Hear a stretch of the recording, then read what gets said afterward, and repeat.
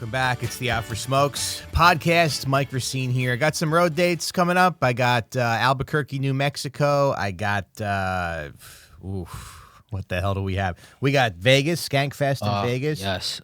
Can't wait. I think that's sold out. Maybe. And then I got Houston the week after, and then I got Minneapolis coming up. So MikeRacineComedy.com for tickets. And we got some T-shirts available. I did it in order, and they're available for purchase. If you send an email to ofsshirts@gmail.com. Johnny, throw that beautiful T-shirt up on the screen so people can see what they're buying, what they're getting. $25. Please send me an email with your size and your shipping address to ofsshirts@gmail.com to get yours. And so we are I think we're kind of overdue for a good episode, you know? Hell yeah, I agree, man. But it was summer. After 2 years, it's finally time. Yeah.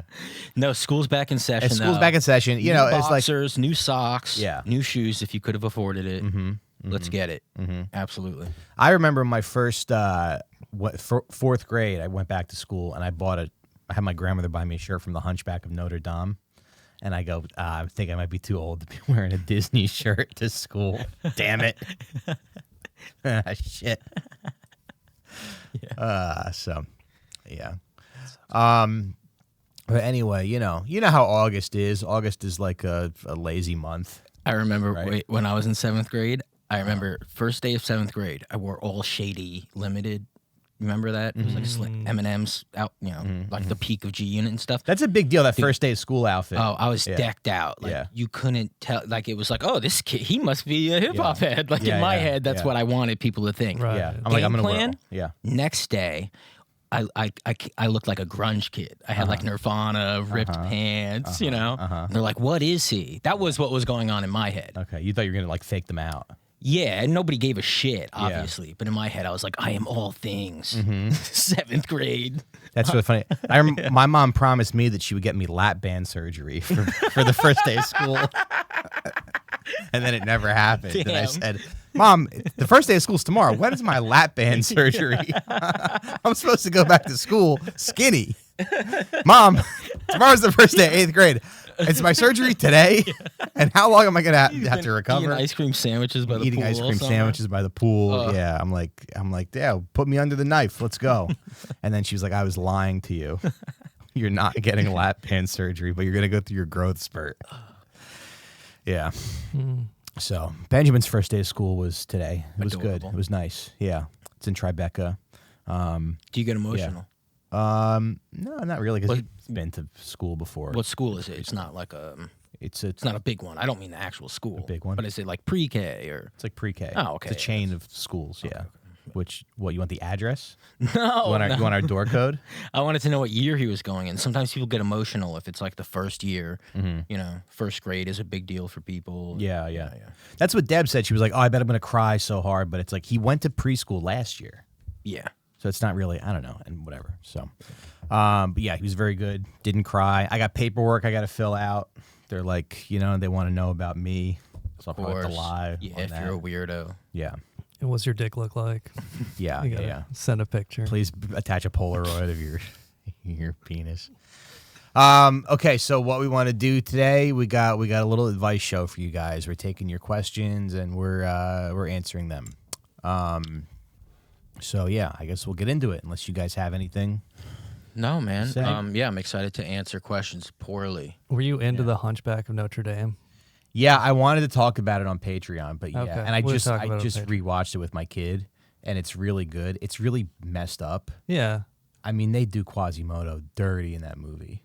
But like even as a kid, you liked it? Because I feel like Yeah. kids are more into like Buzz Lightyear. They are, That's yeah. a more... It's rare for a kid to appreciate the Hunchback. Yeah, but I was like an Oscar Wilde kid who like appreciated like, because it wasn't that popular of a movie, I don't think. Yeah. But it's really good. I It's really remember dark. Yeah. I remember going to see it in the theater as a child. And when you leave a movie, after every movie, you pretend you're the movie like the whole day as a kid. You're just like, I'm in the movie all day. And you and whoever you saw it with are in it. And I remember Esmeralda. Yeah, I remember leaving that movie and going like, this isn't fun to play this all day. Yeah, We're just like fat gargoyles all day. Yeah. We were like, this is kind of gay. Yeah. And that was the first time that ever happened to me. Yeah. Where I went, oh, this doesn't feel as fun as everything else I've ever gone to see. It's really dark. Huh. It's like everyone in Disney. I mean, Mufasa dies and everything, but this is like kind of. This is worse than Mufasa dying? Yeah, it's like, he like kills Quasimodo's mother and then he tries to throw him down a. Anyway, patreon.com/outforsmokes. We're going to talk about your favorite Disney movie. Oh, you guys thought we were going to talk about Hunchback of Notre Dame, but you're going to have to pay $5 to hear that conversation. But I do want to talk about, I think one of the worst scenes in a Disney movie is in that movie. And it's when they, Esmeralda did him a little dirty. Mm-hmm. The Hunchback. Okay, yeah. Patreon.com/outforsmokes. That's not what we're doing today. We're going to get into your questions. Let's get into it. From Tennis. I saw my father masturbating. I didn't mean to, but it happened. This is definitely one of our listeners. Yeah. Now the two of us can't meet one another's eyes. My mother thinks we're fighting or that he did something to upset me. How do I broach the topic with him? Wow. I looked at all these questions today. I was thinking about a lot of them, thinking about what I want to say. I don't know if I have much of an answer here. Do you guys have anything? I mean, I don't know if Tennis is male or female. So if Tennis is a female and saw her dad jerking off, that's a totally different. Yeah, I'm assuming it's a dude. Yeah. And in that situation, I go, what a blessing. I don't know how old you are, but in my experience with my father, and it was like, up until I was 23, I was always hoping for a moment where we could like be adults together, humans together, where people you could play together. Ookie Cookie. But like a moment to go like, oh yeah, you're just a dude. Yeah. And this is an opportunity. I mean, you caught your dad masturbating, but poke fun at him. Don't make it weird. What are you, Catholic? Like, why make it weird? Just make fun of your dad in a way that isn't like insulting his penis size, but just like insulting the idea of like, oh yeah, we jerk off. We're dudes. Really? I don't think I could ever do You're just that. gonna ignore I it? would be so uncomfortable to go there with my dad. I mean, the real advice is like, Catholic. Don't care at all, but it's bothering this person. They're saying it's like they can't talk right now. It wouldn't bother you? No, if I caught my dad jerking off, I would probably just pretend it never happened. Yeah. And well, your dad's dead, so you're probably like, I wish I could walk him jerking off one more time. One more time, yeah. That's Scott's advice. Like, Yeah, just appreciate that you still have your father. Yeah. To catch him jerking off. You know that meme that's like incoming call mom? It's like, one day you won't have this anymore. Right. How about it's a picture of your dad beating off? Yeah, it's your dad beating off on the toilet bowl. I kind of want to know more details about this too. It's like, what position was he in? Like, is there any way that you could both lie to yourselves? It's just worded funny. It's like, I saw my father masturbate. Yeah. Not I caught him. I saw him. Yeah. He goes, I didn't mean to, but it happened. Yeah.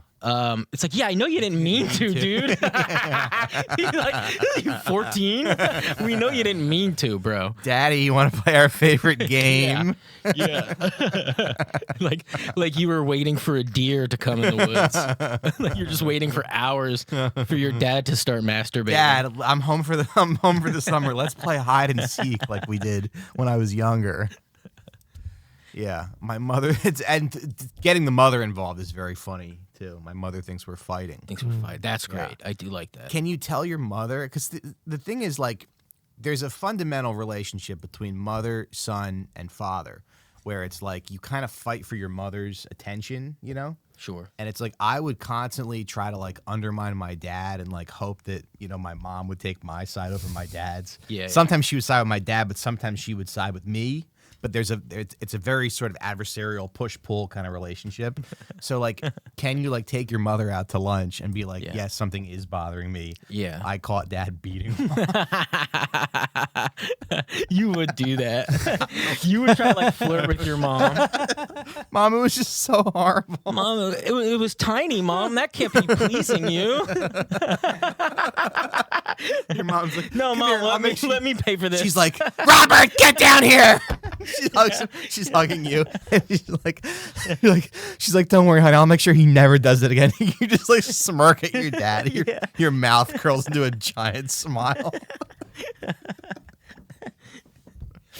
Yeah. It depends on what room it was in, too. Is that what you like, Robert? Is that what you like? She goes through his search history. If you caught him jerking off in his bedroom, it's like you went in his bedroom. Yeah. But if he was jerking off in a room in the house where that's not really happening, maybe a discussion has to happen. Yeah. Yeah. Is there a thing where what I would seriously suggest is like don't talk to him for like a week. You got to give it some time. You're gonna act really mad. Yeah. Then maybe Make him buy you a PlayStation 5. Just because he was masturbating. Like, you ruin your father's brain because you caught him masturbating. You like hold it over his head and drain him of money. That yeah. funny, And go like, yeah, I'm going to make you kill yourself. I'll tell pussy. mom. Yeah, like totally snap on him. Just go, I caught you and I'm going to ruin your life. Because it's like if my dad was jerking off anywhere near where we could walk in on him, You call the my cops. mom would Call the cops. my mom would be so upset. Dude, call the cops and have them just talk to your dad. Say, I don't want to press charges. The cops are like, what? I don't want to press charges, but can you talk to my dad about him jerking off in front of me? You come home with all these like shopping bags from like Bloomingdale's, and your mom's like, "Wow, you guys had a fun day today, right? What, right?" Yeah, dude. And you're like, "Yeah, we did, didn't we, Dad? And we'll have a fun day tomorrow too, won't we?" Or I'll tell her what you did.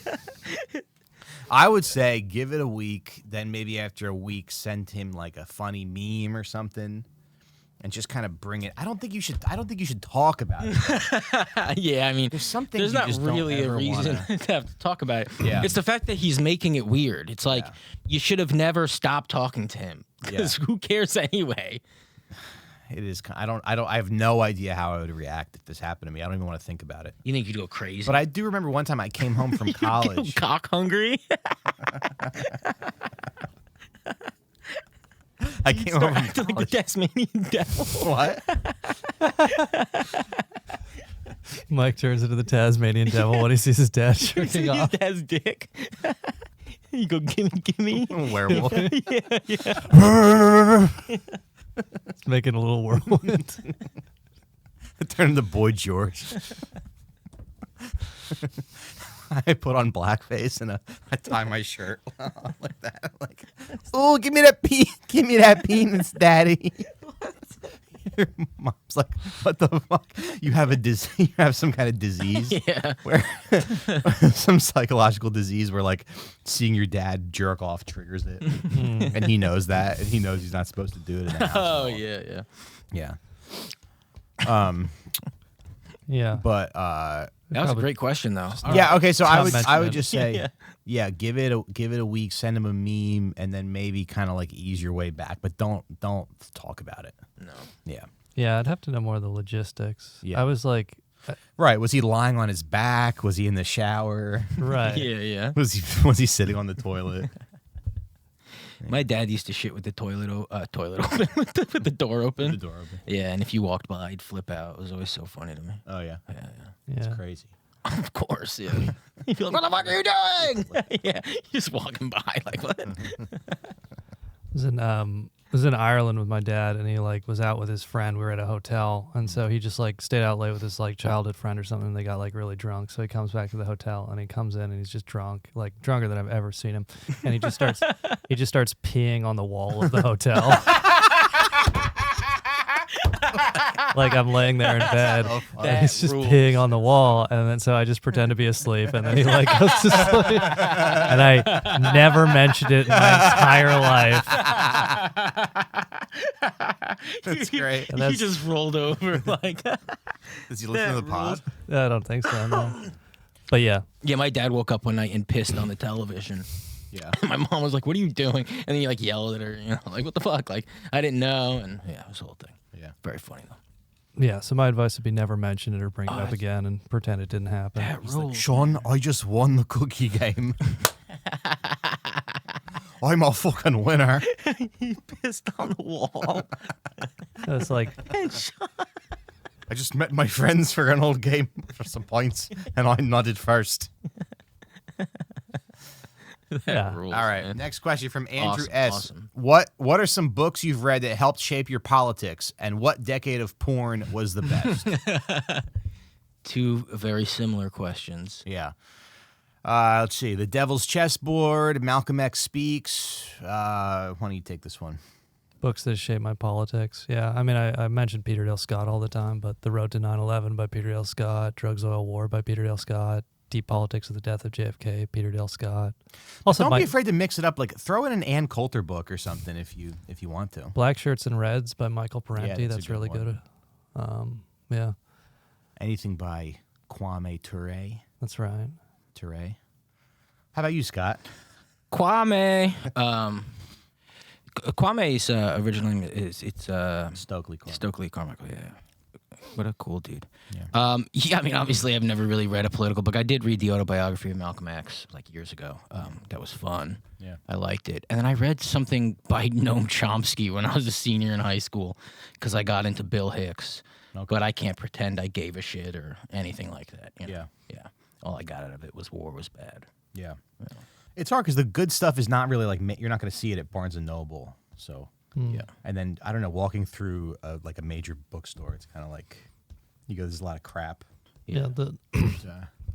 The book that most influenced my politics is Everyone Hanging Out Without Me by Mindy Kaling. Yeah. Yeah. So I'm a fat man. Did you guys see the photo of Ghislaine Maxwell at the premiere or the book launch? No, but every time I see her, I think she's a pretty lady. Ghislaine Maxwell's. Is that cute. true? That's Yeah. awesome. That rules. That's very funny. Yeah, Mindy Kaling met her at some point. She's like a Ghislaine big fan Maxwell. of hers, huh? What is it like? Millennials, they're like evil, but they're losers too. It's such a weird combination. Yeah. Like she's like her whole thing is like, yeah, I'm just some unfuckable, smelly Indian lady, but I'm also evil. I don't know. And then I don't know what decade of porn was the best. I'm not like a huge porn guy, but I'm gonna say, early 2000s. Yeah. Oh yeah. The Jenna Jameson era. I wasn't crazy Right. about that. No. Yeah. No. It's a lot of like flat asses and all blondes. You know. Sure. Like when I think about how much I jerk off, which is a lot, it's almost never a blonde woman I'm jerking off to. Like 2% of the time. Of all the time I've ever watched porn, I will never watch a blonde lady. And I feel like porn in the late 90s and 2000s was like, yeah, they were following the Pam Anderson sex tape, which is like blonde woman, gigantic tits. So I would have to say now is the best era because you can get whatever you want. Whatever you want. Whatever you want. And I mean like every couple hours, it's refreshed with more shit. But then I also guess like now we live in a decade of like revenge porn and things like that, and people's videos being posted on sites when they don't want them to be posted. So I guess that's bad, and that wasn't happening. Yeah. Yeah, we're in the golden era for human trafficking and exploitation. The Debbie does Dallas like the 70s stuff. That seems like a drag to me. I would hate to consume porn like it's art. I would not do that. I'd be like, let me just jerk off. Like you're like. I was gonna say, yeah. I'm not gonna be snooty about my porn. Yeah. if you walked in on your dad jerking off and he's just not watching porn, he's just using his imagination, you should have a conversation with him about how to jerk off with your imagination because he has a lot to teach you. Right. And it's not ethical to watch porn anyways. And, you can train your imagination, your mind, if you can just jerk off totally mentally. Yeah. It's not ethical to watch porn, but it's also not ethical to watch Instagram stories while your family's asleep and beat off on your couch. But some of us do that. All right, moving on. I think The that's next fine. question. David H wants to know, is there a systemic way to get P word I don't know about? Please enlighten me. I know you guys kill it with the ladies. I guess. Sure. I mean, we do it. A systematic way Systematic to get Systemic. vagina that you don't know about. Yeah. Oh, I mean, come on. Yeah, you're asking me like how to grow money. Like, what kind of question is that? Yeah. Hey, is there a well of a bunch of pussy for me that you could tell me about? No, sorry. It's very hard to acquire. Head west. I think that's like what everybody says about everything. Yeah. Head west and you will find what you want. Have you haven't really dated that much, right? Since you're. In my life, I haven't dated much. Scott's since your life. also. No, I haven't dated. I haven't dated since. But I'm sure you get girls who are like who show some interest, right? Yeah, but that's not, Yeah. that's not getting pussy, you know. I would just say I think to women the worst thing you could be is boring. So try to be funny. If you can't be funny, be interesting. So read books, watch movies, have stuff to talk about. Read anything that you want. Read books about how they built the highways. Read books about Native Americans, and just have stuff. So when you sit down at the day, you can go, I was reading this book and this is interesting, blah blah blah, and then maybe that'll lead to more conversation. When the start fork was talking. invented, like pick the items on the table. Learn knife history. Yeah. And then go, a steak knife. Yeah. List off steak knife facts. Yeah. And then behind you, there's a post that says steak knife facts. It's like, you're just reading it, you piece of shit.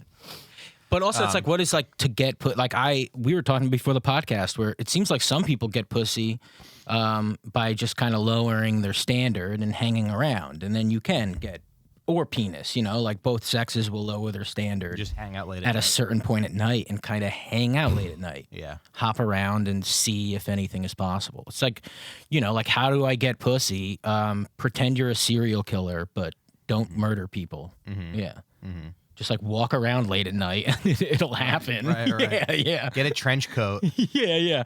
Go to a bar at 1 a.m. and act like you've been there since 10. Yeah. Yeah, like, I don't know. Yeah, be a creep. Literally do the weirdest thing you can do, and she'll be like, what's that guy's deal? He's not even trying to have sex with anybody.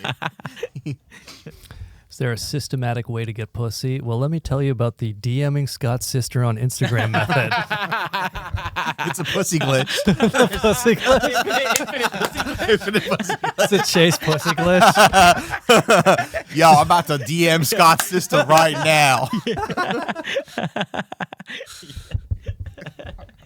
Let's get this pussy home. Them looking at their bank accounts the next day, like, what the hell did I do? Let's get this pussy home, boys. Yo, Scott's sister will give you infinite pussy. Infinite pussy glitch, dude. That's great. Very good. So yeah, be funny, read articles, read books, watch movies. Just exercise. Talk about yeah, that's not even like that important though.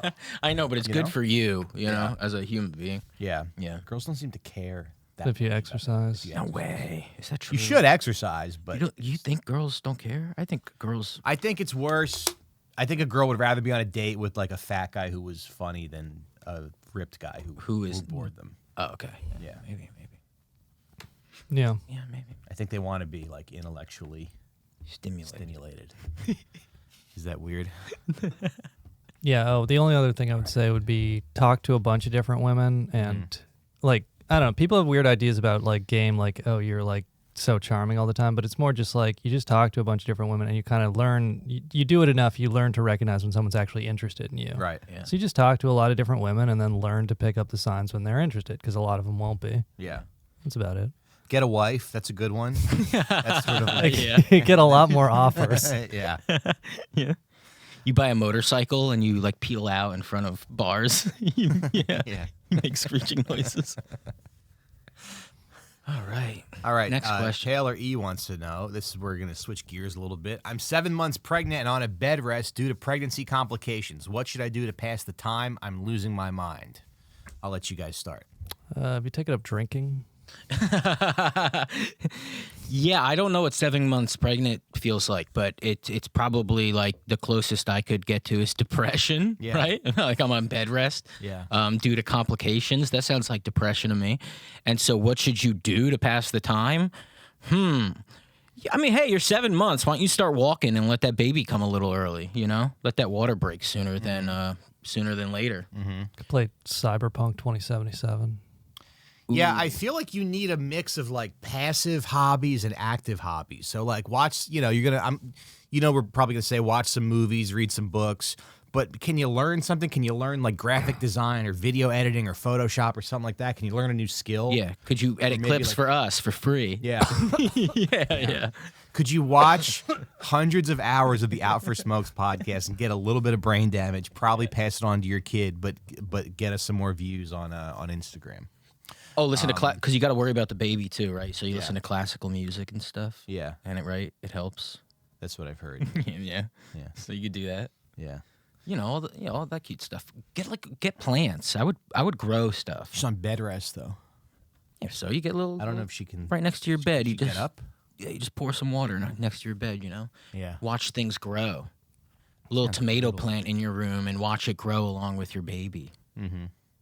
Then you eat the tomato the day after your child is born. Nice. Yeah. Can you do this? Can you think of a skill that you've always wanted to do that you've never got a chance to? And maybe you can't do it now while you're pregnant, but maybe once you can start moving around again, like skateboarding. Yeah. Watch all the YouTube videos you can about skateboarding, and then you can learn how to skateboard. Yeah, that'd be cool. Or some kind of like... Get into skateboarding.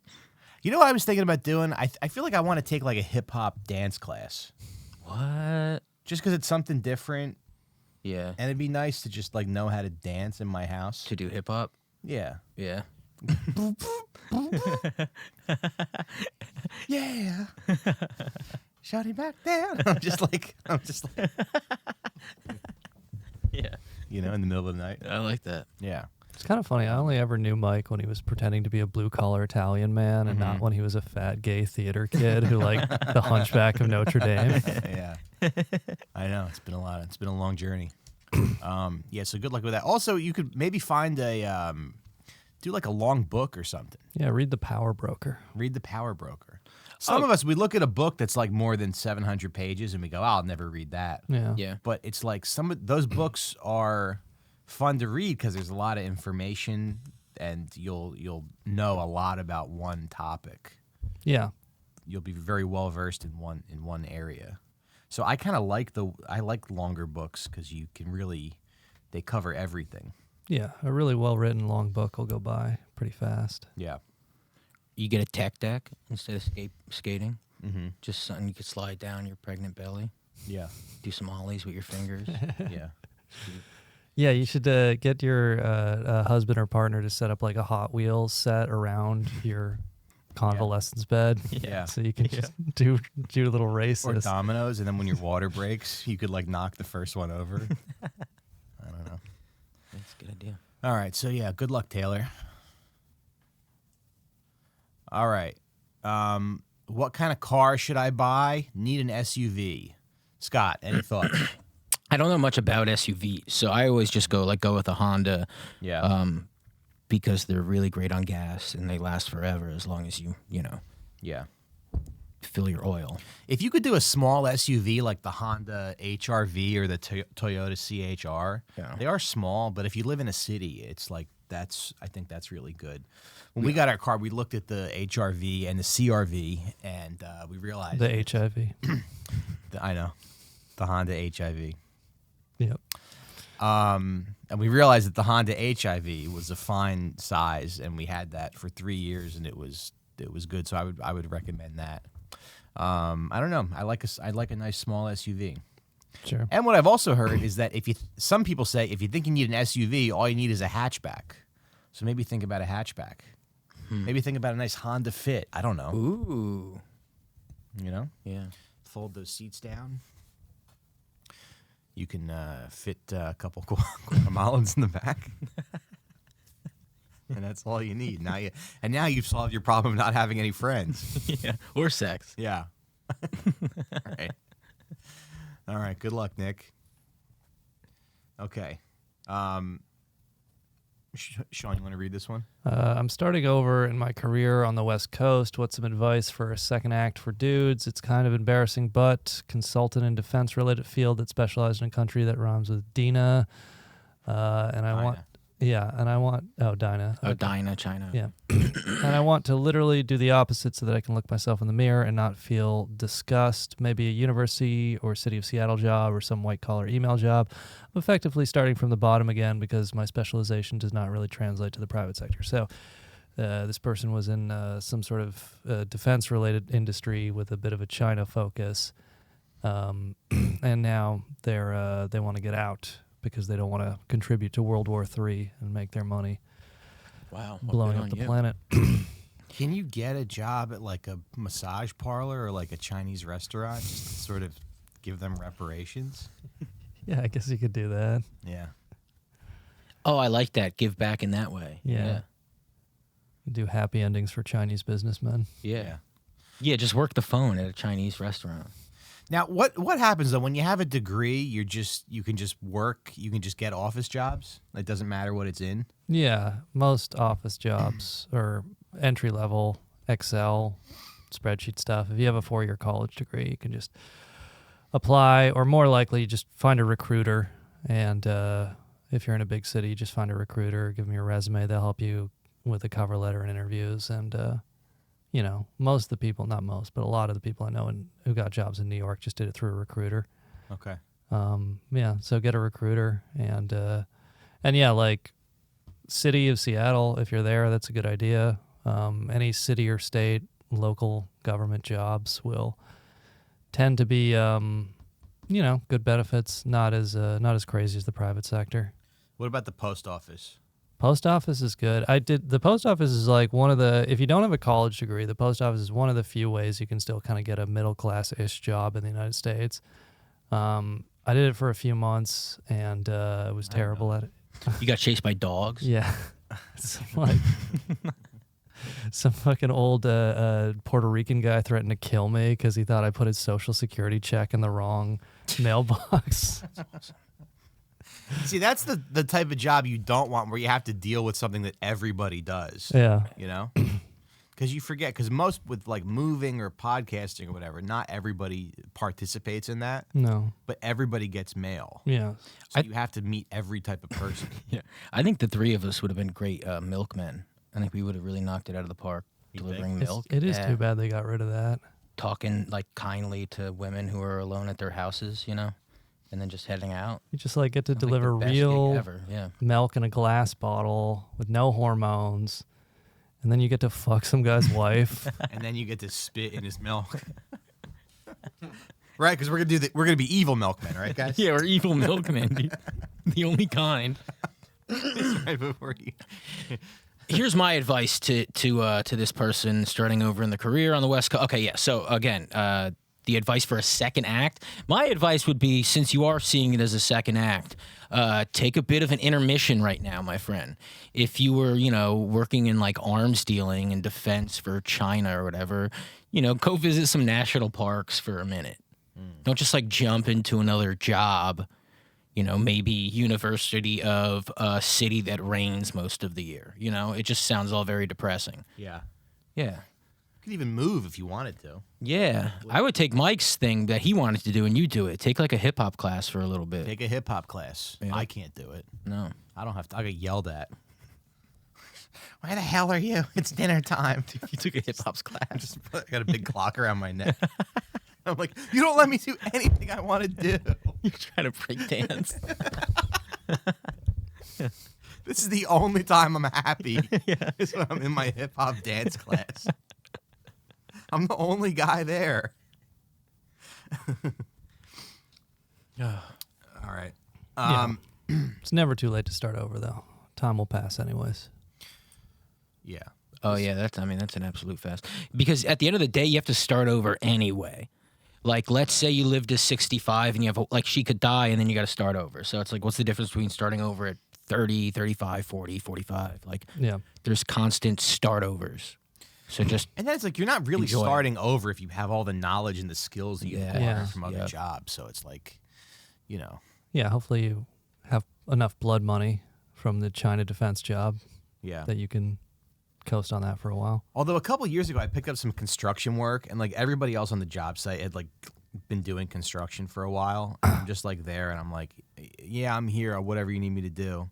And I'm just like walking around the job site with a broom, like sweeping up, trying to look busy. And I'm just like, I don't think this is pathetic, but maybe these guys do it. I'm not sure. Yeah. So I guess pick something that you kind of have some skills in. Yeah, sure. Yeah.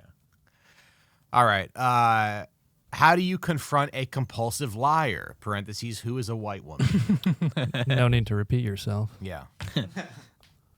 I mean, as someone who's kind of been through this, I don't know what you do. It's like once someone loses your trust, I don't know how you're always going to think that they're lying. Yeah. So unless you're like, recording everything they say, and if you got to have cameras around the house, and you got to read their emails multiple times a day, My advice would just be to sort of keep your do what you can, keep your distance.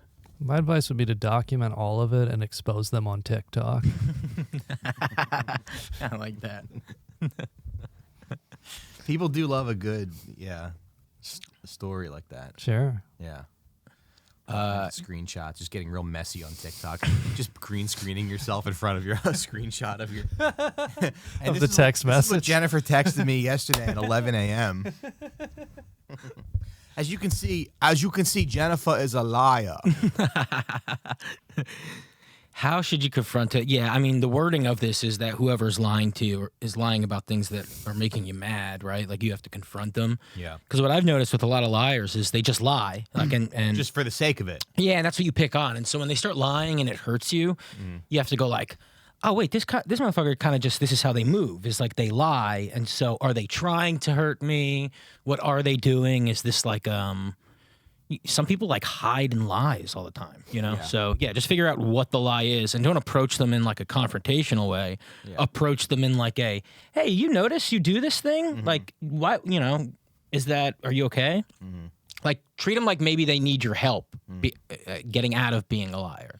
Don't they say, isn't there something like kids who are punished severely end up getting better at lying because they know how to like avoid punishment? Yeah. So maybe there's some abuse in this person's past. Maybe you could try talking about that. Yeah, a lot of liars are people who they're avoiding confrontation because the confrontation is like dangerous. Yeah, dangerous. Yeah, they grew up in like, oh no. So yeah. Yeah. So yeah, figure that out. Because Deb just like doesn't lie. I don't ever worry about that. It's great. Yeah. Yeah. But I have she just been like straight up tells you, and you're like crying. She just tells you the truth every day. Yeah. Dad, please stop. And then in 2007, we went. You're a fat, gay theater kid who like the Hunchback of Notre Dame. All right, honey. Thanks for giving it to me straight. Could you do? Wait. Could you do Patrick Bet David confronting Lauren, texting him about lying? Who's Lauren? Oh, I don't know. Some random girl. Oh. Mm. Now, what are you doing? You told me that you were going to go change your genitals, and you were not doing that. I think that man. Israel is. I think that those babies were beheaded. I don't even know what he says. I haven't watched this show in a while. We got to watch more Patrick Bet David. Okay, this is a good one. I picked this one because, for a few reasons. Have you guys ever dealt with depression? And if so, how did you get out of it? I'm not fully hating life, but having this latent feeling of sadness is starting to eat away at my psyche, and it's slowly becoming worse. Thanks, guys. Love the podcast. Thank you, Virgin Mobility. That's like Virgin Mobile? Yeah. Okay, that's good. You guys got anything? Virgin Mobile, a.k.a. middle school Mike on his bicycle. Yeah. All right, so I was kind of going through this, like, last week. I had a lot of stuff going on. I was pulled in all these different directions, and I told my wife, I was like, I kind of feel like I've given up a little bit. Like, I kind of feel like I don't have like the fight in me anymore, you know? Mm-hmm. And I think a lot of times when this stuff happens, you might be in sort of like a negative pattern. So I think it's kind of important to recognize that pattern and try to do something to get yourself out of it. So like whatever you're doing and whatever is like the next thing you're going to do, try to do the opposite. So if you're like, I'm going to sit in my house for a little bit, maybe get out and take a walk or something, or go to the gym or something. I also, last week, I was at the gym and I didn't really want to be there. And then I put on Rollin' by Limp Bizkit on my headphones. And I hadn't heard that song in forever. And I was like, okay, this is great. Yeah. So early 2000s, like 90s rock, rap, hip hop will save you. Will save you. Yeah. Some songs I'd recommend is Rollin', the Air Raid Assault Vehicle. I've been saying that. There'd be less school shootings if Limp Bizkit was still cranking. There really were, because we didn't have that many school shootings, right? No, we had like one. We had like Columbine. Yeah. And then Limp Bizkit came out 2 years later. Yeah. And we said, all right. With, we got to focus our energy, you know. It's urban assault. Yeah. It's urban assault, air raid vehicle, and urban assault vehicle. Now, the urban assault vehicle has Method Man, Redman, and DMX. Yeah. And maybe Exhibit? No, not Exhibit. But it's like really good. I'm like, this is awesome. I was walking around yesterday listening to it. Yeah, this one describe him. I hope this guy's like actually suicidal and hates rap music, and this doesn't help him at all. Yeah, you would hope that. Yes, I would. Yeah by Usher is a good one to just kind of throw on, you know? Yeah, that reminds me of this kid I went to high school with. Ludicrous. Yeah, I guess. It seems like this guy's asking a really existential question, and you're just answering with song titles. Peaches and Cream by 112. Turn it up loud. We're just like finding out what Mike does to feel good. But see, I don't know Just how ignore the voices in your Usher. head. Make the Yeah. music louder. Yeah, but see, I don't know how you could listen to Nelly and be depressed. That's true. That is You true. know? Yeah, yeah, Just watch the Country Grammar music video on YouTube. yeah. Yeah, that Band-Aid wasn't maybe from you haven't- self-harm. You know, No, it wasn't. it From wasn't self-harm. self-harm. Yeah, No. he was enjoying himself. Yeah, he didn't have one on his wrist. No, that's Yeah. goddamn right. So, and just like, yeah, the music video is like all these black people just in the street in St. Louis having a good time, you know? Yeah. So Take your shirt off, spin it around your Spin head it like a around your head helicopter. like a helicopter. That's a put possibility. for you yourself to in do. that position. Maybe Yeah. even, I don't know, try to like Talk slang in your mirror go to a cookout. Like if you see a bunch of black people hanging out and just pretend you're like ask- Follow them. in there. Yeah. Just be like, hey, I'm like really depressed. I'm white and I'm depressed. Can I have a plate? Can I have some macaroni and cheese? That's the move. I like think this. so. Yeah, yeah. Yeah. Try to make some friends. It's hard to try to meet some middle-aged black men or some older black men. Sure, If sure. you can, because it's hard to be. Imagine telling those guys you're depressed, you know? They don't want to hear it. Yeah, And and it's they're like- funny. Yeah. Yeah, no, depression's a motherfucker because it's like a spell too. So you Yeah. are right Yeah. in that. I'm just giving You have advice to, the best I know how here, but Just like you got to shock your system with whatever. yeah, do something different. Yeah, yeah. It's like what cures depression is like waterboarding. You know, like something Yeah. like you have to like push yourself sometimes out of depression. Yeah.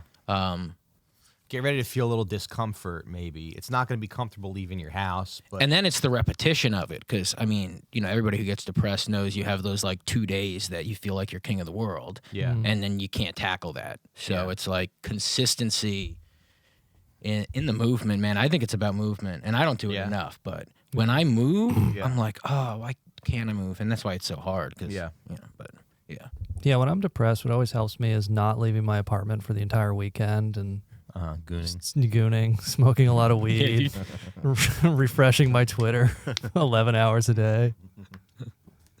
Turns the spirit right around. oh yeah, the internet doesn't help. No, the phone doesn't help. It's not that Internet maybe- Phone doesn't doesn't help. No. Do some calisthenics, maybe. Even like a cartwheel. And then, you know, like, I don't want to be like, oh, go to the gym, because that is kind of like an easy answer. Go You to the might, gym, yeah. but you might find yourself at the gym and you're like, I really don't want to be here.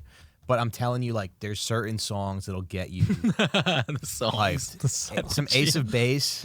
I saw the sign. Yeah. Yeah,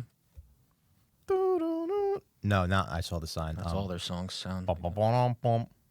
She might a lonely life. Oh yeah, that's a good one. Bum, bum, bum. Yeah. But yeah, Upbeat. a nice long walk. That's usually good. But I feel like there's like the existential question, which is like, of course, there's the tragedy of life. Is like you're gonna die, and everyone you love is gonna die. You know, if your parents aren't already dead, they'll die at some point.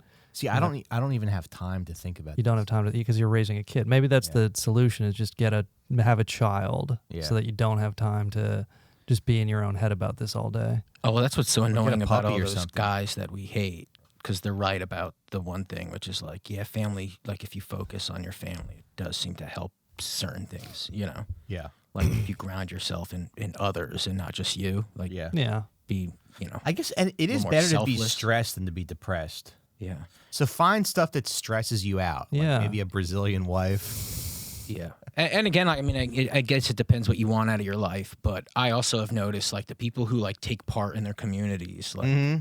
that's definitely them fighting being home and wanting to kill themselves. Like anytime I see someone running for mayor, I'm like, oh, this guy was miserable a few years ago. Yeah. And now running for mayor is his thing. Yeah. Like all of these movements are ways to not kill yourself. So just get moving.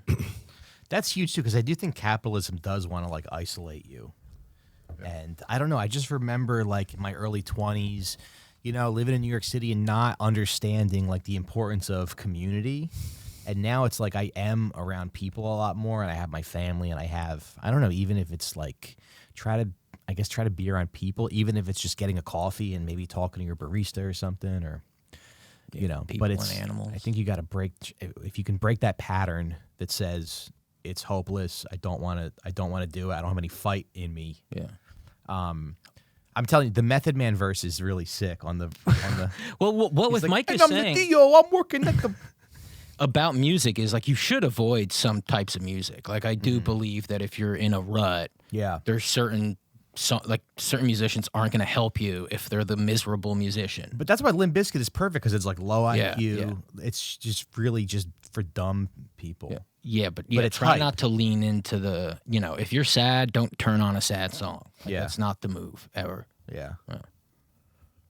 Yeah. On some hip hop and dance. Take a break from alcohol and drugs. See if that helps. Yeah. Alcohol and drugs break.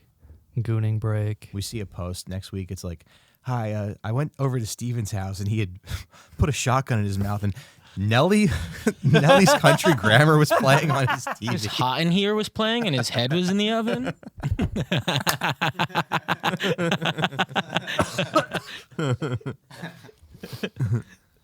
Yeah. I don't know, but life is inherently tragic. You kind of have to find your own sense of meaning or worth. Things you're passionate about, you know, creative for your family, whatever the case may be, something that you do and that you create that you feel provides value to the world. That's a good way to center yourself. Creative stuff is good. I like hate to admit this, but like I don't do as much stand up these days. It's just hard to, but like when I have a spot that like does so much for me. Sure, yeah. Doing the show, especially if it goes well, and just hanging out afterwards and talking to people, and like, I don't know, maybe there's a comedy show in your town or something that you can go to and hang out a little bit. Yeah, I did the show the other night, and I was like, I'm king of the... Like, I felt so... Like, I breathed different going to bed that night. Yeah. And then I woke up like, why do I feel terrible? I was just so good last night. Yeah. It was like, fuck. And even just going to a comedy show is like... fun. Like people, it's why there's comedy shows on Tuesday night in the city, because people want to be out and be around other people.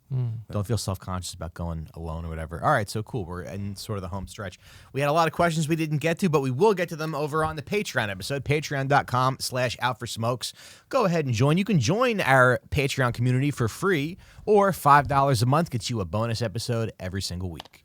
All right. So I picked these last three questions because I think they're like, I really wanted to get to these. Two of these are sort of like, a couple of these are kind of combined, and then there's two more that I really want to answer. So I'm going to read this one, and I'm going to read the next question, and then we can all kind of talk about it together. This is from Mike R.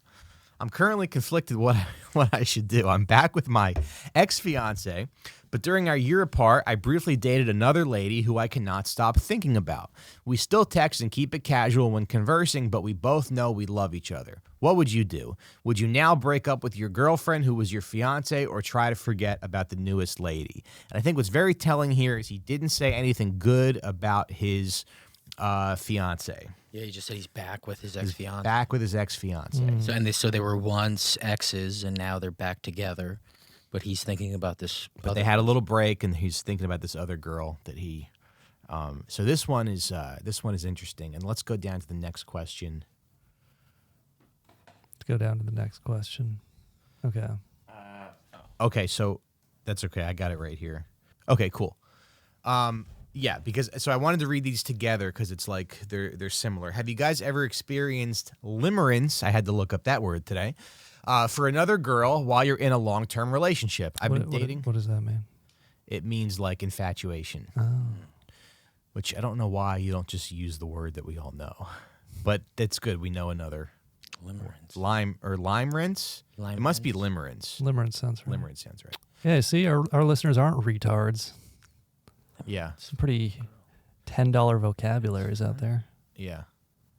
They're not retards, and they fuck. I've been dating my girlfriend for 3 years, love her, but I can't stop thinking of one of my girl best friends that lives in a different state and I have really talked to in close to a year. Haven't really talked to in close to a year. I know, that sentence that I read made no sense at all. In the last few years, we would just catch up from time to time, but when we were close, we connected in ways and over topics I haven't in my other friendships or in my current relationship. Not in an extreme way, considering no partner is perfectly compatible, but she did encourage me to engage in my healthier interests. We recognized our compatibility many times and have both had big crushes on each other. Our last convo was about her still wanting a future with me. It was respectful, but I shut it down. I'm tired of wanting to uproot my life and loving relationship because I can't stop thinking about this other woman that is not even in my life. How do I stop fantasizing about a different reality? I suppose this is how dudes end up having secret families, LOL. Honestly, respect. I could talk about this a lot, but I'm going to let you guys start this one off. Okay, so... And Johnny, if we could cycle through these back and forth with these, just two questions, and they're basically both about I'm with a girl now, but I'm thinking about, in one case, the ex, and another case was a close female friend who was interested in him. Friend is interested. Yeah. Now, this is tough because it's like, obviously you want to, I mean, every movie will tell you, like, follow your heart, do what your heart tells you. Mm-hmm. Yeah, but you like can't interrupt the wedding. Yeah, but you do have to think about if the girl you're with now has blackmail on you that would destroy your life. So you have to be kind of a politician about this. And yes, the heart matters, but, you know, there's a reason all the Bernie and everyone lines up for Israel. Yeah. So... And I'm pretty sure she does. Just imagine Deb at a press conference like, I put a finger in Mike's ass and he didn't tell me to take it out. No more questions. Deborah, wait, one more. Mr. Recine. Wow, news, a bombshell in the podcasting world today. So yeah, it's like you can't, you know, every movie's like, oh yeah, follow your heart. But what movies don't do is like, they don't do the whole thing of like telling this person that you've built a life with that you don't want to be with them anymore. The, you know, moving out, going through your stuff. You got to talk to maybe see their family and friends, like all of the stuff that makes it like not worth it, you know?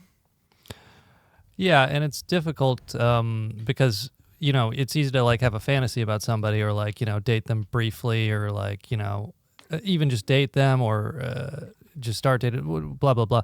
The point was to actually live with somebody. Like you have no idea what you're getting into. You have no idea. And it's like, if you are in a relationship and you can live with that person and tolerate like just being around them, you know, almost 24 hours for an extended period of time, like that's extremely rare. And it's understandable that like when you're in that, you might have like some fantasy about life on the other side, but you just really don't know. Yeah. Like this other person, like maybe there is some chemistry or whatever, but you really just need to be able to know that you could actually spend like your life with somebody before you go throwing things away. Yeah. And this second guy's got a good head on his shoulders because he's like, I understand that like no partner is perfect. And that's true. Like nobody that you're with is going to fulfill every single need that you have. It's just like, I think this happens sometimes where it's like you're with somebody for a long time and then you meet somebody else and you're like, oh, she likes, you know, whatever horse shit I'm into. And you sort of confuse that for, you know, like a better relationship because you take it for granted everything that you have with your current partner. Yeah. You know? Yeah, and again, I mean, we talked about porn already. Like, there's so much porn. Just masturbate. Yeah. Like, just look really hard for you just stay with the current girl and imagine like she's the previous girl. Fantasizing about. Yeah. Make her out of, like, pillows and... Fuck some pillows. Yeah. Print out a picture of her face and fuck some pillows. Right. Yeah. Because if you cheat, you're gonna regret it like before you come. I'm just telling you. You can have your cake and eat it too. You just ask your current girl to put on a brunette wig and you say, "Could you call yourself Lauren?" And I'm gonna call you Lauren. We're in bed together. No, Lauren is my high school girlfriend who's dead.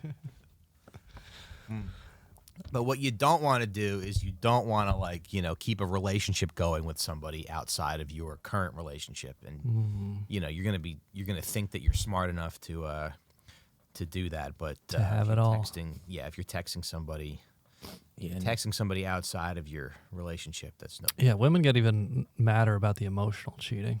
I will say, if this person's like 25 or yeah. younger, maybe just don't be with your girlfriend anymore. You're young. That's the thing. This first guy, I'm just thinking but they're engaged. Oh. But isn't it the ex-fiance? Well, he's back with his ex-fiance. So it's back with his ex-fiance. I think they're just dating after. Who was your engaged. fiance? Who was your fiance? Okay. Yeah, it's like if you called off the wedding. But I don't know. It's just the whole thing of being like, it's a tough call because you're like, okay, I'm going to end my relationship to be with this other person. Mm-hmm. I mean, it sounds like they're kind of different questions because this guy wants to leave his relationship. This other guy's like, how do I forget about this person? And I think to the guy who wants to forget about this other person, you seem like you have a good head on your shoulders. I think you got to just like feed the relationship. There's probably something lacking in the relationship that you got to, so maybe you got to plan like a date night or something, or go to do the some botanical karaoke gardens. or whatever. Go to the botanical gardens, go to the zoo, something like that. Yep. Deb and I went to the spa, last month. That was a lot of fun. But and then I think if you have a date night and you're still thinking about this other person, then it's time to maybe like reassess. Yeah. Yeah, I mean, you can kind of be honest with yourself about like which one of them you do care about more. Because like if you really love somebody, like actual love, that means you would be happy if they were happy, even if they weren't with you. You know, Sure. like most of what people think is love or strong feelings, it's actually very selfish. It's like, I want this person with me. I don't know what I would do if they weren't with me. But it's like when you actually love somebody, then literally all you can think about is their happiness, whatever would maximize their happiness. So it's like you can, if you do catch yourself in that situation where you have feelings for two people, I think you can sit down and very honestly evaluate with yourself, like, which of these people do I truly like love? Which if somebody put a gun to both of their heads, which would I save? But if you just dated somebody briefly, it's like, I don't know. And then this guy, he can't stop thinking about one of his best girlfriends. It's hard to like let somebody go. But I guess I feel like if the shoe was on the other foot, and if your wife was like thinking about some guy all the time that she was texting. Yeah, I would just want her to leave. You'd want her to leave? Yeah. Yeah. I would be like, let's not do this. Yeah. Yeah, for sure. You're like, I don't want you to like settle for me. Yeah, it just wouldn't be a settle thing. I would just be like, what? You're texting some, like, what? Yeah. Let's not do that, Yeah. Yeah. It's like a type of cheating, Yeah. But then sometimes too, it's like, it's so bad for the relationship because it's like you have this other person that you're texting. So then you're like, you're not texting them all the time because you have this other relationship, but that you're like hoping that like something goes wrong, or you get in a fight, or like your partner's unavailable, so you can like go run to your other person. Your other person you're texting. Your other person you're texting. You're like, I wish I was spending Christmas with you. Yeah. You're like You've said Tony. that the last 4 Christmases, Mike. When are you gonna leave her? Yeah. You're like Tony Soprano. You're like, you left the fridge open. You're like picking fights. Yeah. So it's like, so don't trick yourself into thinking that you can maintain these two. I think like these kind of situations, the worst thing that you can do is be like polyamorous or whatever those people are doing. The second worst thing you can do is cheat and be deceptive and hide another relationship. I think the next best thing you can do is I guess if you have the secret family and you're like fulfilling the role of husband for two women, but they don't know about each other. And then I guess the top tier of this kind of thing is like Utah style polygamy. Yeah. Where you have like you and your two wives live in a house and they know about each other, and you take she's got you on Wednesday. Yeah, you live on a dead end. And the other girl's got you on Friday. Yeah. Well, what you and do? You live on, What you do is you get the phone. All right, your phone. You delete every other woman except for the girl you're with from your phone, and then you buy another phone, And that's where you have the contact information for every other woman Okay. besides the girl you're with. Yeah. And you just keep that second phone hidden. You never bring it around your current girl. Yeah. But in the event things go wrong, you have a break glass phone with the contact information of every single other woman you've ever been thinking about. Right. And you can just go down the list and copy paste the same message to all of them. Yeah. Yeah. You know what you could do too is like you could just wear like a fake mustache and a sombrero every time you want to text this other girl. So then it's like it's not really you, it's Juan that's doing it. Yeah. So you're like, hello, it's Juan. I've been thinking about you all day. I miss you. And then you can gaslight the current girl by saying you have dissociative identity disorder. Yeah. Which is a result of severe childhood abuse. So I disassociate into different personalities. Yeah. And she's being ableist. She's being ableist. She's getting mad at me for these things that Juan is doing, even though this is a recognized DSM-5 disorder. Yeah. So she has no leg to stand on here. Yeah. It's just weird though because it's like, do you think anybody's ever done like cheated and then been like, I was disassociating. This was my other personality. I'm sure. Some guy must have tried it at some point. Some guy must have. Yeah. She even had me on camera. It's kind of a weird thing though because both these guys are like, I'm trying to pick between my current relationship and this other person, but it's like it's not really a fair comparison because you're comparing somebody that you live with to this idealized version of this other person. Yeah. You know? Yeah. You don't know if this girl like leaves the toilet seat up or like Yeah, you have no idea what it's like to actually live with them. she could have diarrhea and just doesn't clean up after herself. Oh, how about It's how about a stand-up analogy? Yeah. It's like sometimes, I would open for a comic and I would do like 7 minutes and then they would do an hour and people in the audience would be like, you were so much funnier than the headliner. Right. And you want to be like, well, they had to do a whole hour. Right. Whereas you have this small fantasy of this woman that you saw for a little bit. You don't know how that compares to actually spending a ton of time with them. Right. Yeah. I'm like, yeah, well, this one has to make sure I don't eat cheese at 3 a.m. and She treats you like a mogwai. give me pills. Make sure there's fruit in the house so I don't get constipated. All right, so we'll move on. Any final thoughts on that last one? No, I think just, make a flow chart or whatever they do in business to evaluate which one to pick. Yeah, if you're not married and you don't have kids, just end the relationship. Especially if you don't live together, just end the relationship, make a clean break, and just see if you want to see the next thing that's out there. Yeah. Just do that. If it's more complicated and there's children or a marriage or a dog, I mean they do love to do that, make you get a dog. So a breakup would be messy. So you can't just, but if there's a dog involved, just, go into your 401k, take like $500 out and plan a little date night or something. Try to have fun with your partner. Sometimes we forget that we enjoy the people that we're with and that we love them. Yeah. So, yeah, do a little, I don't know, go to Dave & Buster's or something. Do some karaoke. You're probably not giving oxygen to your current relationship. Yes, I agree. Yeah.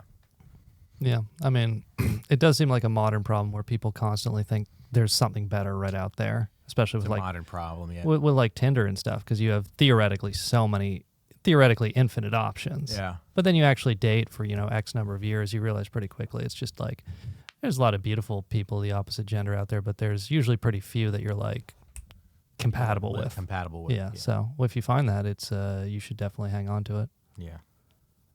It is a weird thing though nowadays where it's like you can find someone to satisfy every little need that you have. Yeah. I don't know. All right. Is this the final question? Patreon. This is second to last. Okay. Okay, this one I really wanted to answer because it's something, my experience. I have a 2-year-old nonverbal autistic son. Is it self-centered to sometimes feel despair about this situation? We're burning the candle at both ends to keep him in good therapy and doing everything we can, but I have a tough time not being depressed about the big picture. So I was thinking about this a lot. I don't want to like sugarcoat it. I went through this whole thing with my brother. My brother is 33 years old, I think. He still lives at home.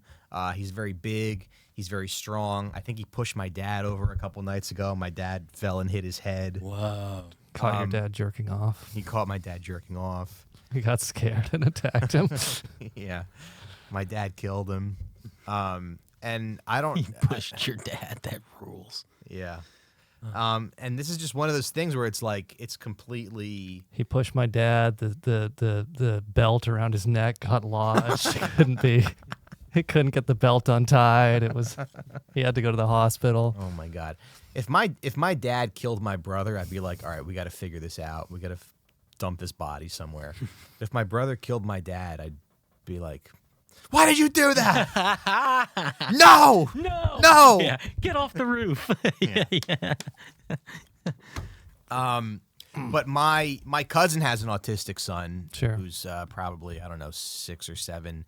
And it's just like, I know everything that he's going to go through. And I just like, I feel terrible about it because it's not easy.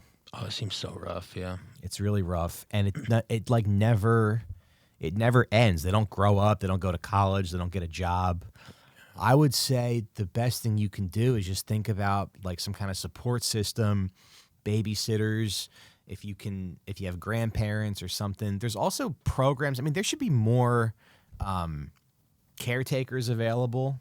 There should be somebody who, and my parents have a guy who comes over and takes my brother out, takes him like the mall or something. There should be more people like that.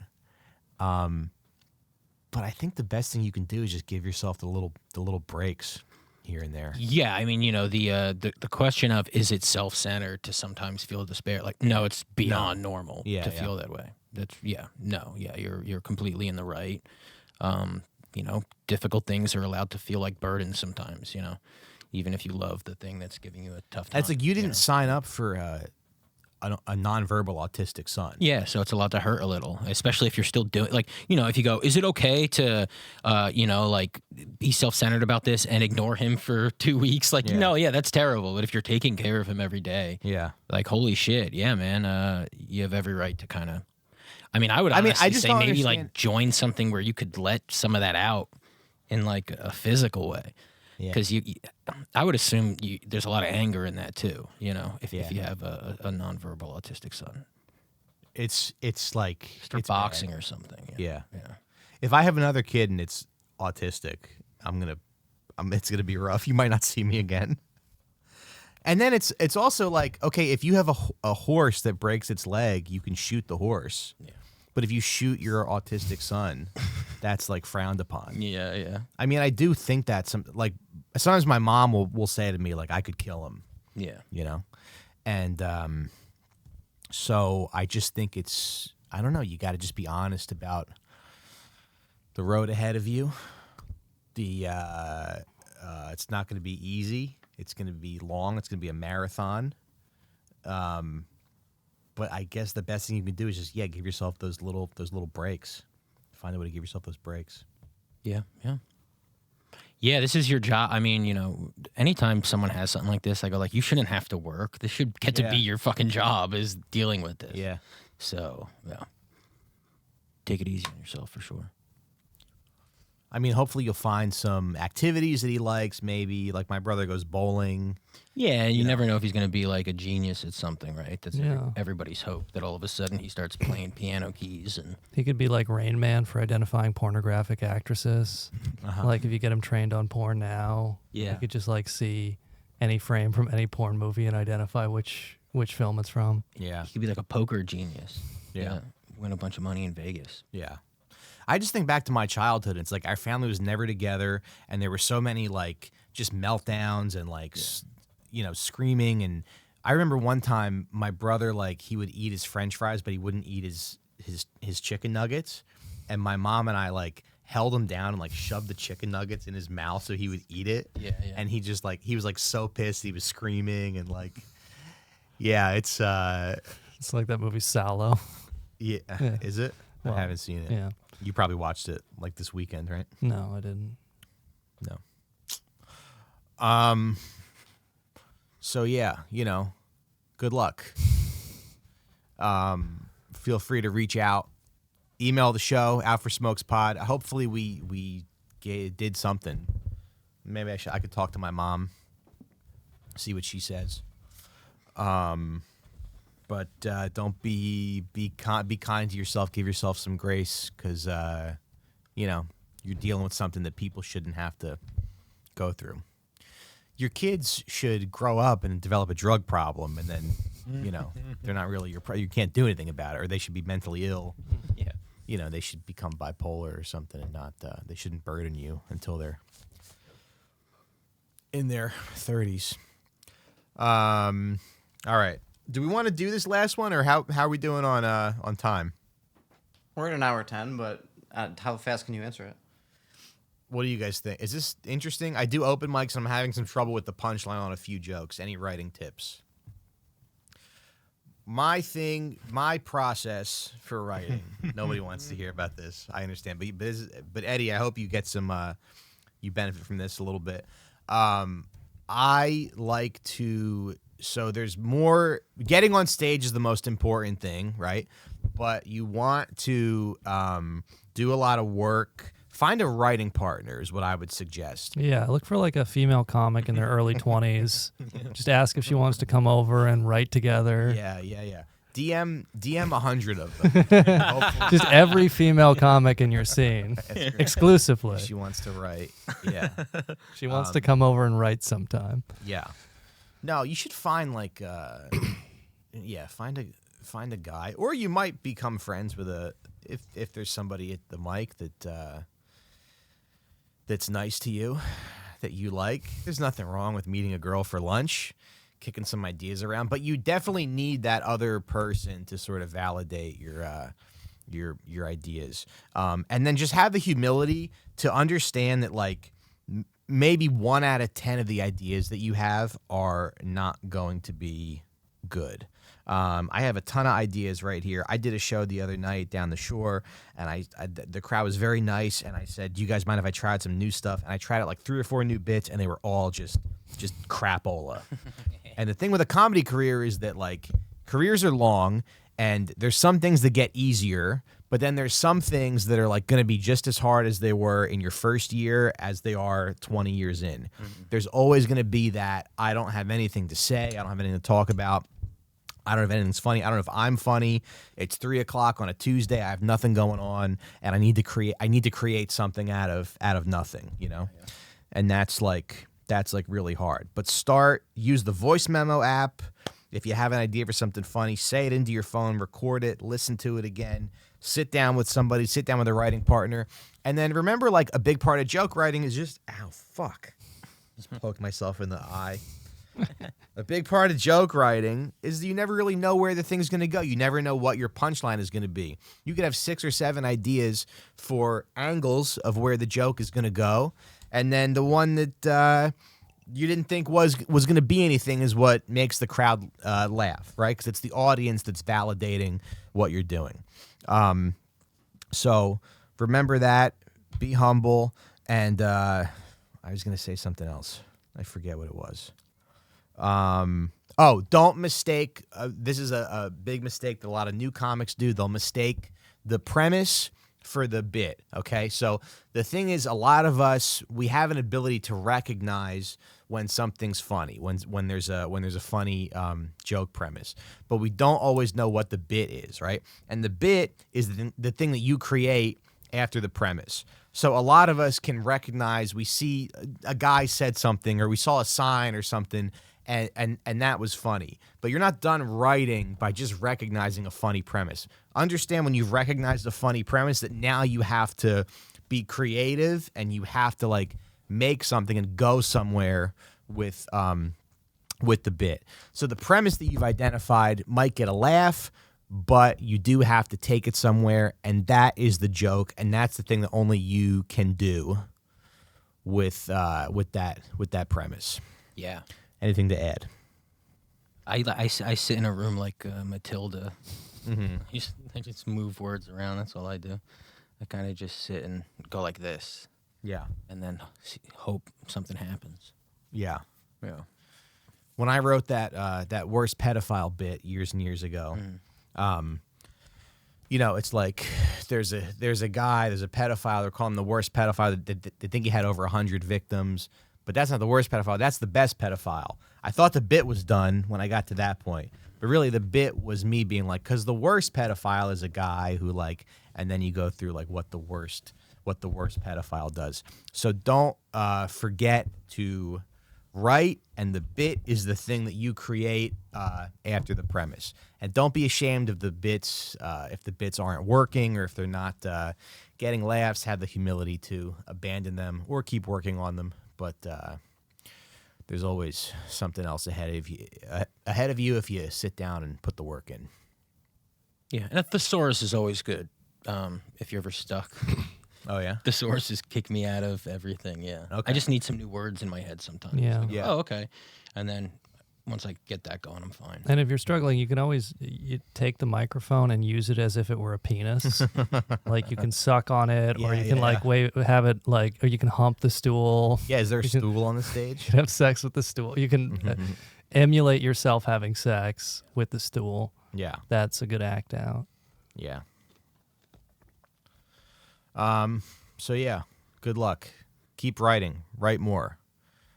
Take the premise, make a little circle, and then draw stems out from the circle and think of every angle you could possibly take that premise, every direction you could go with it.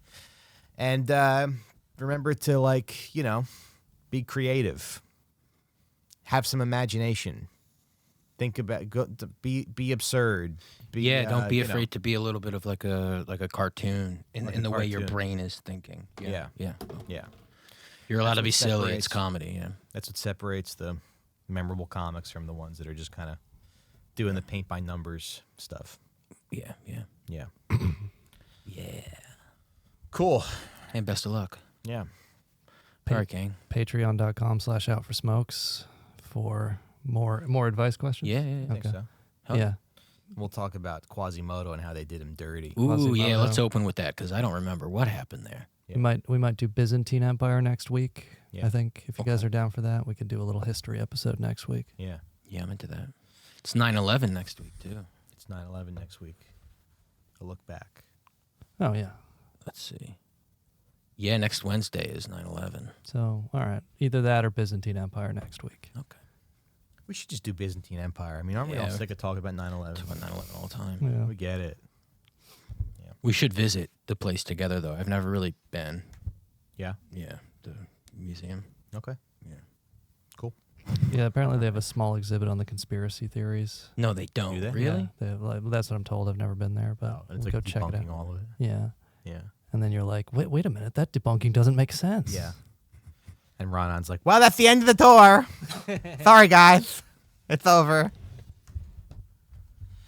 All right. Patreon.com/outforsmokes. We'll see you over there. And have a good week. Bye-bye.